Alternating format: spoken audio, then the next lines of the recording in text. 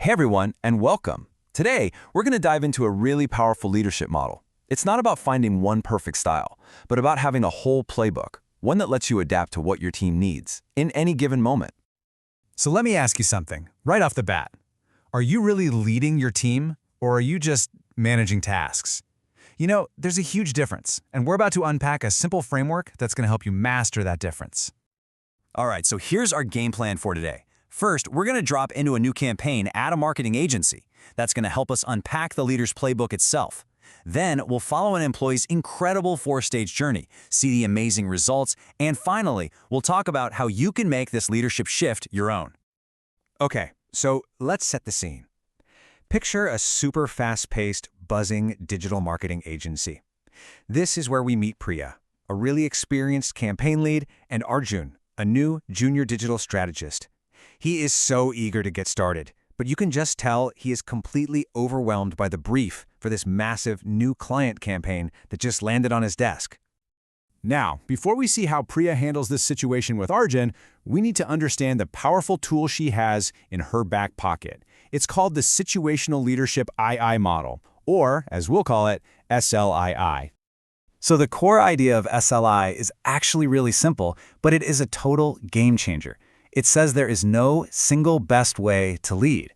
The absolute best leaders, they're flexible, they're agile. They change their approach based on two key things for any given task: their team members' level of 1, competence, and 2, their level of commitment. Okay, check this out. This table is basically the entire playbook on one slide. Just look at the characteristics on the left. An employee can be a D1, an enthusiastic beginner who has really low skill but is super excited, all the way to a D4, a self-reliant achiever who is an expert and totally motivated. The whole point is to match their development level with the right leadership style on the right, from S1, directing, all the way to S4, delegating. The real magic is in making that match. So, theory is great, right? But let's see how this playbook actually comes to life. We're going to follow Priya in Arjun's story and watch as she expertly guides him from being a brand new hire to an absolute star performer, using this exact model. And this right here, this shows you Arjun's potential journey. He's going to start as an enthusiastic beginner, and he might even hit a wall and become a disillusioned learner for a bit, but then he'll grow into a capable performer and finally a self-reliant achiever. The key thing to get is that he won't stay in one place, which means Priya's leadership can't either. So on day 1, Arjun is a classic D1. He has tons of commitment, he's excited, he wants to do a great job, but his competence is low. I mean, let's be real, he doesn't know the ropes yet. Priya sees this right away and correctly matches it with an S1, directing style. That means high direction, but low support. Now this doesn't mean she's micromanaging, it means she's telling him exactly what to do, how to do it, and when it needs to be done by. She's giving him that essential structure and clarity that he desperately needs to build his competence from a really solid foundation. Okay, so a few weeks go by and bam! Arjun hits a wall. His proposal gets some major pushback from the client, and you can just see his confidence completely plummet. So now his competence is growing, but his commitment is way down. He's become a D2, a disillusioned learner. Priya spots this and fluidly shifts gears into an S2, coaching style. Still high direction, but now she's adding high support. And this is so important. She doesn't stop giving him guidance, but now she's also piling on the encouragement. She explains the why behind the strategy, she asks for his ideas, and she praises his effort. She's rebuilding his motivation while still sharpening his skills. It's a two-pronged approach.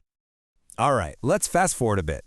Arjun is now consistently knocking it out of the park. His competence is high, for sure, but his commitment can still be a little shaky. He's skilled, but sometimes a bit cautious. He's a D3. So what does Priya do? She shifts again, this time to an S3, supporting style. This is low direction but high support. Priya's role has totally transformed now. She's stepping back from giving instructions, she's become a sounding board.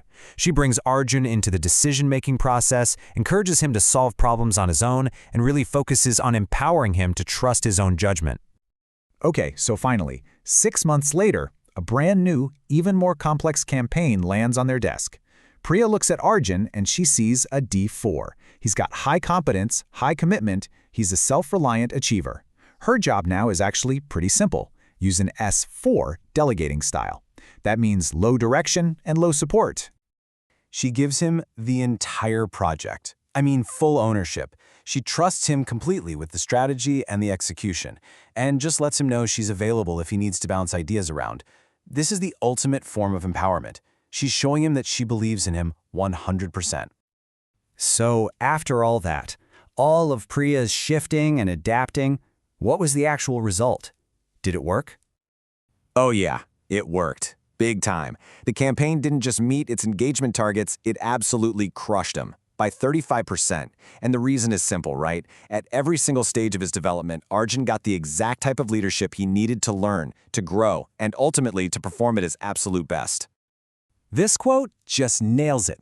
It perfectly captures the whole idea. Being an adaptive leader isn't being inconsistent. It's being strategic. It's being smart. It is all about knowing when to shift gears.